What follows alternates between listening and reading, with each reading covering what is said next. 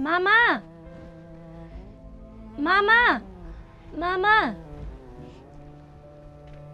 को हो यति बेला? माइजू दर्शन। दर्शन खै त मामा हुनुहुन्न? हुनुहुन्न, आइपुग्नु भएको छैन। कति बेला आउनुहुन्छ? थाहा छैन। किन, के काम थियो? मामासँग सानो सल्लाह गर्नुपर्ने थियो। मलाई भन्दा हुँदैन? मामासँगै गर्नुपर्ने कुरा थियो, त्यही भएर। त्यही पैसाको त होला नि, होइन? त्यस्तो त होइन, अरू नै सल्लाह गर्नुपर्ने थियो। जहिले पनि आयो मामाको अगाडि पिलिक्क आँसु झारो, मामाको मन पगालो अनि पैसा मागो लगो, त्यही होइन? तपाईँ जहिले पनि हामीलाई किन यस्तै भन्नुहुन्छ? हाम्रो चाहिँ अरू काम नै हुँदैन र?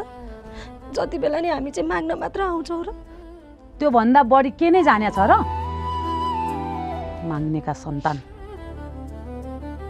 के काम थियो र त्यस्तो? म भनिदिन्छु भरे।